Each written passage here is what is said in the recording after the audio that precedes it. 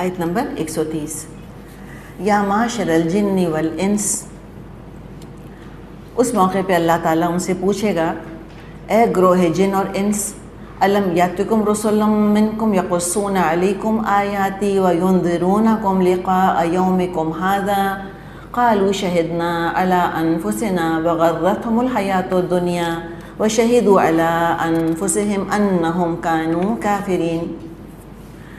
ان سے پوچھے گا اللہ، اے گروہ جن اور انس، کیا تمہارے پاس خود تم ہی میں سے وہ پیغمبر نہیں آئے تھے جو تم کو میری آیات سناتے اور اس دن کے انجام سے ڈراتے تھے؟ وہ کہیں گے ہاں، ہم اپنے خلاف خود گواہی دیتے ہیں۔ آج دنیا کی زندگی نے ان لوگوں کو دھوکے میں ڈال رکھا ہے، مگر اس وقت وہ خود اپنے خلاف گواہی دیں گے کہ وہ کافر تھے۔ اچھا، اب یہاں جو بات کی جا رہی ہے کہ اللہ جنوں اور انسانوں سے پوچھے گا، کیا پوچھے گا؟ الم یاتکم رسل منکم، کیا تم میں سے رسول نہیں آئے تھے؟ تو اس سے سوال یہ اٹھایا ہے علماء نے، مفسرین نے، کہ کیا جنوں کے رسول جنوں میں سے ہوتے تھے جو منکم کہا؟ اب اس میں علماء کی 4 آراء ہیں، رائٹ؟ اللہ بہتر جانتا ہے کیا صحیح ہے، لیکن علم تو انہوں نے دے دیا ہم کو۔ ایک بات تو سب کو سمجھ آ جائے گی سکون سے، وہ کیا ہے کہ جب تک انسان تخلیق نہیں ہوا تھا تو دنیا تو جنوں سے آباد تھی، جن رہ رہے تھے نا، آفٹر آل ابلیس جنوں میں سے ہی تو تھا۔ اور وہ جو کہا تھا فرشتوں نے، جب اللہ نے کہا تھا انی جاعل فی الارض خلیفہ، تو فرشتوں نے کہا تھا کہ اتجعل فیہا من یفسد فیہا ویسفک الدماء، کہ تو ایسے کو خلیفہ بنائے گا کہ جو کہ فساد مچائے گا اور خون بہائے گا۔ تو کیسے پتہ چلا تھا فرشتوں کو؟ تو یہ کہتے ہیں کہ جن آباد تھے، ان کی سول وارز ہوتی رہی تھیں، جنگیں آپس میں ہوتی رہی تھیں، خون خرابہ مچا کے رکھا تھا انہوں نے۔ تو اس سے فرشتوں کو اندازہ ہو گیا تھا کہ انسان بھی یہی سب کچھ کرے گا جب خود مختاری دی جائے گی اس کو۔ تو آدم کی تخلیق سے پہلے جن آباد تھے، اور جنوں میں پھر ظاہر جن ہی رسول کے طور پہ بھیجے اللہ تعالیٰ نے۔ قرآن میں اسپیسیفک کہا نہیں ہے، کلیئر نہیں کہا، تبھی تو 4 ہمارے پاس اوپینینز ہیں، ورنہ تو بات ہی ختم تھی۔ اللہ کہتا ہاں میں نے جنوں میں سے جن رسولوں کو بھیجا۔ تو بہرحال وہ پہلے ہوں گے، یقیناً اللہ نے ان کی گائیڈنس کے لیے جن رسول بھیجے ہوں گے، اس لیے کہ جن مکلف مخلوق ہے انسانوں کی طرح، اس کا بھی حساب کتاب ہوگا، ان کی بھی شریعت ہے، ان کے ہاں بھی گناہ ثواب ہے، ان کے ہاں بھی مومن اور کافر ہوتے ہیں۔ اچھا، سیکنڈ اوپینین اب کیا ہوا کہ جب آدم علیہ السلام کی تخلیق ہو گئی تو انسانوں کے رسول جو تھے وہ جنوں کے بھی اب رسول ہوا کرتے تھے۔ یعنی موسیٰ علیہ السلام تشریف لائے تو نہ صرف یہ کہ انسانوں کو ان پر ایمان لانا تھا، فرعون کو ایمان لانا تھا، بلکہ جنوں کو بھی ایمان لانا تھا، اور اس کے اشارے کلیئر قرآن کے اندر ہمیں ملتے ہیں۔ نبی اکرم صلی اللہ علیہ وسلم تشریف لائے تو جہاں انسانوں کے لیے ضروری تھا کہ ان پر ایمان لائیں، تو جنوں کے لیے بھی فرض تھا کہ نبی اکرم صلی اللہ علیہ وسلم پر ایمان لائیں۔ اور قرآن سننے کے واقعات کا 2 جگہ ہمیں ذکر ملتا ہے، سورۃ الاحقاف میں اور سورۃ الجن میں، کہ آئے انہوں نے قرآن سنا اور کہا کہ ہم تو ایمان لے آئے۔ تو یہ بات بڑی سٹرونگ ویسے لگتی ہے کہ جو انسانوں کے رسول تھے وہ جنوں کے لیے بھی رسول تھے، ان کے لیے بھی ایمان لانا ضروری تھا، یعنی جنوں کے اندر رسول نہیں آئے، رائٹ؟ یہ مطلب ہوا نا۔ اچھا، تیسرا اوپینین کیا ہے؟ تیسرا اوپینین یہ ہے کہ اچھے جن جو تھے وہ انسان رسول پر ایمان لاتے تھے اور ان کا پیغام اپنی قوم کو سناتے تھے، ٹھیک ہے؟ یہ بھی ملتا جلتا اوپینین ہے کہ یعنی کہ رسول تو نہیں تھے ان کے اندر، کچھ جن آتے تھے اور وہ آ کر پیغام سنتے تھے، پھر وہ رسول اللہ بن کر جاتے تھے قوم کی طرف۔ رسول اللہ، اللہ کے رسول کے پیغامبر بن کر، میسنجر بن کر جاتے تھے، منذر بن کر، انذار کرنے والے بن کر جاتے تھے اور اپنی قوم کو پیغام سنا دیتے تھے۔ یعنی ان میں رسول نہیں ہیں، منذرین ہیں۔ باقاعدہ نبوت رسالت کا منصب تو نہیں ملا اب جنوں کو انسانوں کے بعد، لیکن اچھے ہیں، جیسے کہ تبلیغ کرنے والے، مبلغین، منذرین، مبشرین، یہ ان کے اندر پائے جاتے ہیں۔ ایک لیکن گروہ ہے علماء کا، وہ یہ کہتا ہے کہ انسان اور جن 2 مختلف مخلوقات ہیں، ہماری ریکوائرمنٹس الگ ہیں، جنوں کی الگ ہیں۔ ہماری شریعت انسانوں کے لیے ہے، جنوں کا کھانا پینا، پہننا اوڑھنا، عمریں کتنی ہوتی ہیں، شادی بیاہ کا معاملہ، کیا وراثت ہوتی ہے، کیا اونرشپ ہے، کیا وہ کچھ خریدتے بیچتے ہیں؟ کیا وہ کاروبار کرتے ہیں؟ یہ بات بھی سمجھ میں آتی ہے کہ بھئی وہ تو ایک الگ ہی مخلوق ہیں بالکل.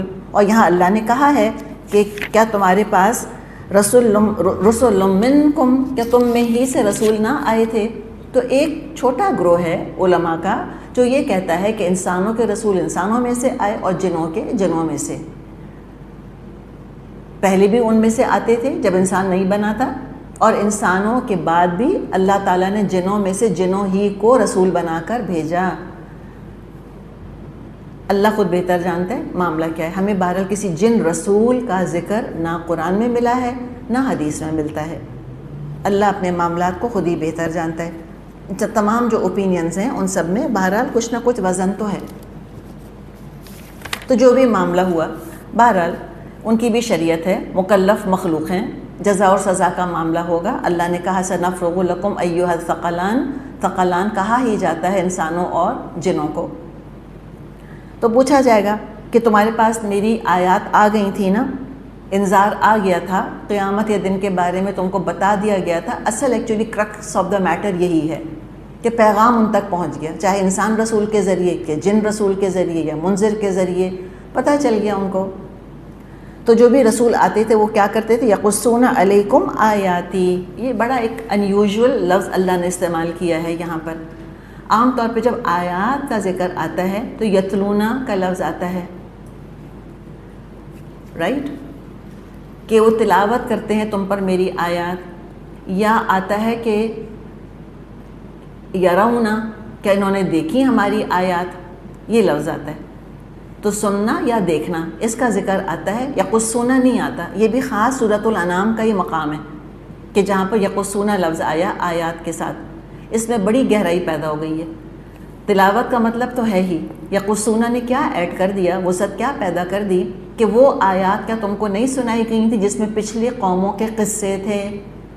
اسی کے انذار عبرت کے ساتھ ہی تو ہوتا ہے کہ تم کو پچھلی قوموں کے قصے نہیں سنائے گئے تھے، ایسی آیات تم تک نہیں پہنچی تھیں جس میں اللہ نے پچھلی قوموں کے قصے بیان کیے تھے اور ان کے ذریعے سے، یعنی تاریخ کے ذریعے سے، حقائق کے ذریعے سے تم کو انذار کیا گیا تھا. تو وہ کیا کہیں گے؟ قالوا شہدنا علی انفسنا، وہ کہیں گے جی ہاں بالکل ہم تو گواہی دے رہے ہیں اپنے اوپر، اپنے خلاف ہم گواہی دے رہے ہیں کہ سنا تھا، پہنچ گئے تھے قصے ہم تک. اقرار کریں گے اور خود کہیں گے کہ ہم کو دنیا کی زندگی نے دھوکے میں ڈال دیا تھا. اور پھر دوبارہ آیا وَشَهِدُوا عَلَىٰ أَنفُسِهِمْ، خود اپنے خلاف گواہی دیں گے أَنَّهُمْ كَانُوا كَافِرِينَ، کہ وہ کافر تھے، کنفیس کریں گے. اللہ کو پتہ ہے نا کہ وہ کافر ہیں، لیکن جیسے دنیا کا معاملہ ہوتا ہے کہ قاضی کا علم مقدمے کا فیصلہ نہیں کر سکتا. اگر قاضی نے خود کسی کو اپنی آنکھ سے بھی قتل کرتے دیکھ لیا، پھر عدالت میں بیٹھ کر وہ جج بن گیا، اب جج اپنے ذاتی علم پر فیصلہ نہیں کرے گا، اس کو پورا پروسیس فالو کرنا ہوگا. گواہ آئیں گے، گواہیاں قائم کی جائیں گی، شہادتیں دیکھی جائیں گی، اس کے بعد فیصلہ ہوگا. جیسے کہ ایک جملہ کہا جاتا ہے نا کہ justice should not only be done, it must also appear to have been done.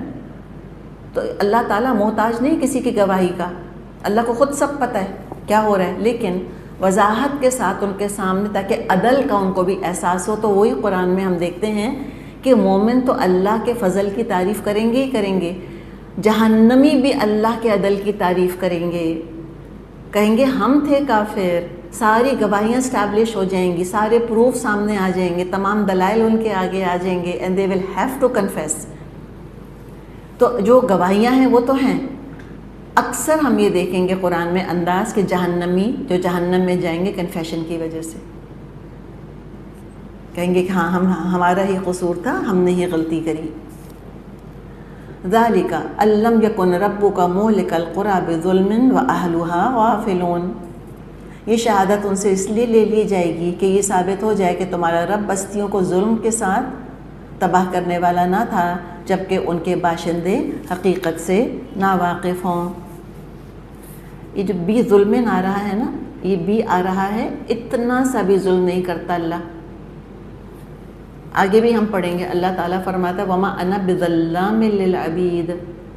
ظلام کا مطلب ہوتا ہے بہت بڑا ظالم. اس کا مطلب یہ نہیں ہے وما انا بظلام للعبید کا کہ میں بندوں پہ بہت ظلم نہیں کرتا، ہاں تھوڑا بہت کر لیتا ہوں، نعوذ باللہ. نہیں، بھی عبید، اللہ اتنا ذرے کے برابر بھی اللہ ظلم نہیں کرتا. مختلف نشانیوں کے ذریعے، وارننگز کے ذریعے، تعلیمات کے ذریعے، کتابوں کے، رسولوں کے ذریعے حق کو واضح کرتا ہے. پھر وہ جب نہیں مانتے تو ہلاک کیے جاتے ہیں. کلیئر یہاں لکھا ہے، دیکھیں، الم یکن ربک مہلک القری بظلم واہلھا غافلون. اگر بستی والے غافل ہوتے ہیں، ان تک جن تک پیغام نہیں پہنچے گا ان کو ہلاک نہیں کیا جائے گا. تو کیا ایسی بستیاں ہیں کہ جن تک پیغام نہیں پہنچا؟ اللہ بہتر جانتا ہے. لیکن اتنا ہمیں پتہ ہے کہ ہم تک پہنچ گیا، اتنا ہمیں معلوم ہے. جس تک پیغام پہنچ گیا، جس کو وارننگ دے دی گئی، اس پر حجت پوری ہو گئی. اور دوسری یہ کہ غفلت دور کرنے کے اسباب جو ڈسکس کیے ہم نے، کہ تعلیمات ہیں، کتابیں ہیں، رسول کی تعلیمات، وہ تو ہیں. غفلت دور کرنے کے اور بھی بہت سے اسباب ہوتے ہیں. مصائب کے ذریعے بھی غفلت دور کی جاتی ہے. تب بھی انسان ذرا انٹروسپیکشن کرے، اپنی مورالٹی کو دیکھے، اپنے عقیدے کو کھنگالے. نعمتیں بھی غفلت دور کرنے کا سبب ہوتی ہیں. نعمتیں ملیں تب بھی انسان ذرا انٹروسپیکشن کرے اور اپنی مورالٹی کو دیکھے اور اپنے عقیدے کو پرکھے. تو یہ ذالکہ جو لفظ آیا ہے کہ ذالکہ، اس کا اشارہ پچھلے مضمون کی طرف ہے، جس میں کہ اللہ نے فرمایا ہے نا کہ تمہارے پاس رسول آئے تھے، تم کو وارن کر دیا تھا. تو سزا دینے سے پہلے اللہ اچھی طرح حق واضح کر لیتا ہے، واضح کر دیتا ہے، تاکہ توبہ اور اصلاح جو کرنا چاہے کر لے، اور جو نہیں کرنا چاہتا توبہ، جو نہیں کرنا چاہتا اصلاح، تو پھر تو سارے کا سارا الزام، سارے کا سارا بلیم تو اس کے اپنے اوپر ہی ہے. چلیے یہاں بریک لے لیتے ہیں 10 منٹ کی، پھر انشاءاللہ آگے چلیں گے.